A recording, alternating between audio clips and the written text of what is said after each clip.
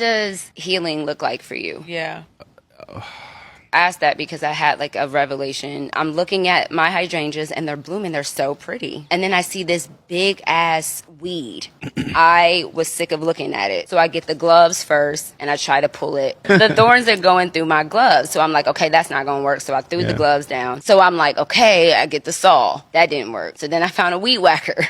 It cut all the things off, but the root of it was still there. Yeah. So then I put the gloves back on and now I'm pulled up the root of it. And I realized like when you really, really, really get sick and tired of being sick and tired, you'll do anything to get to the root of the thing and pull it up. I had to use multiple tools. I had to try different methods in order to uproot that thing. But I knew I was sick of looking at it. And I feel like my healing journey now looks a lot like that. And I say that to encourage anybody who is healing or wanting to heal from something to not give up and use whatever tool is available Different to methods, you different ways to do it until it's done. Until it's done. Wow. What does healing look like? The biggest mistake. There is someone in your life, whether they live at a distance to you, it doesn't matter how you know them, where you know them from, but you know that you have known this person in a past life. You know that you have had a deep connection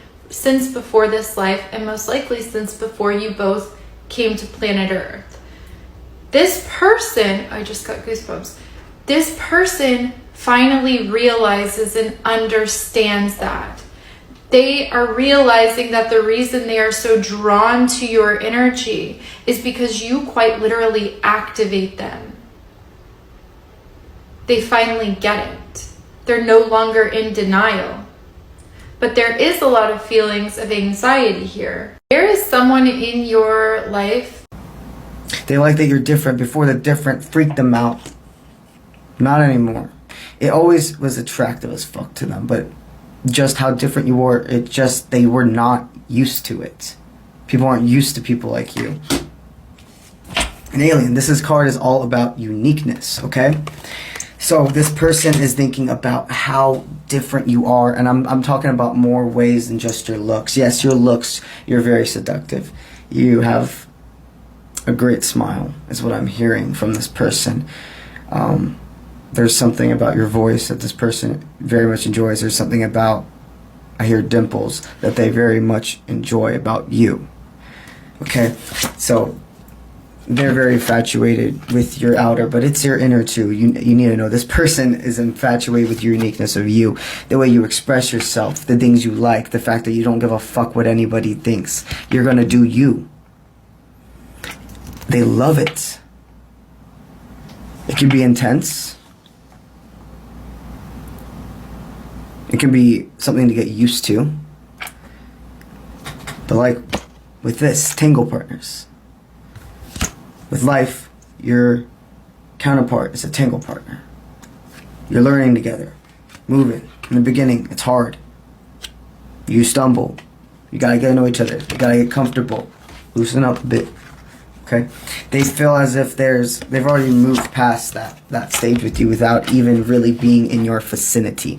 Okay, this is a person you haven't had contact with in a little bit. That's changing. That's completely changing. Okay? And now, let's go into... Alright. Hidden truth. What's on their mind? I knew exactly what I was doing. I love you unconditionally. I will wait for a sign from you. We need to let each other go. Perfect. Okay, listen. They knew exactly what they were doing. So you asked for some form of closure, some forward movement, and it wasn't provided. Or you were kind of brushed off in a sense. They know they were leaving the door open for you. They didn't want to give you clarification. They didn't want you to leave, but they also didn't want you to stay. They knew they were leaving you in limbo. The way I laid the cards down also was that we need to let each other go. I ended up putting it first.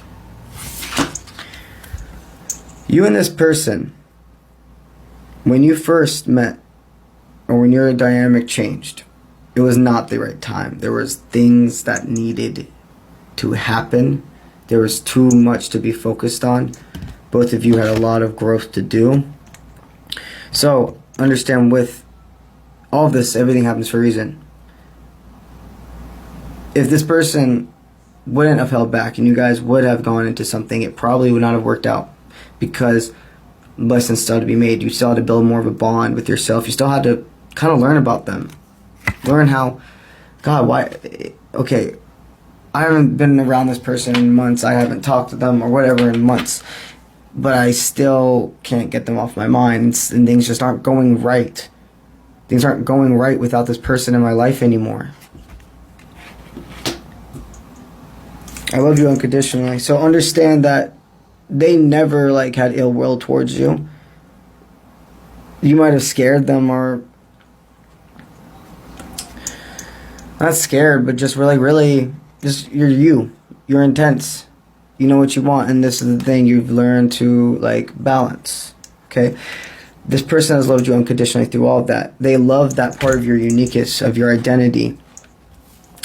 But there was something going on. There was something going on with a third party, within themselves, with their career. There was just so much going on. There's no way that they could have you in their life at that moment. But for some reason they couldn't tell you. You've let go of the why. You've let go of, okay. You're like, okay, like whatever. If they're supposed to be in my life, I understand that it wasn't time and they'll come when it's ready. Okay. You don't have to know everything. You don't care about knowing everything, because you know whatever you're supposed to know, Spirit's going to let you know it one way or not. I'll wait for a sign from you. So this person, they're like literally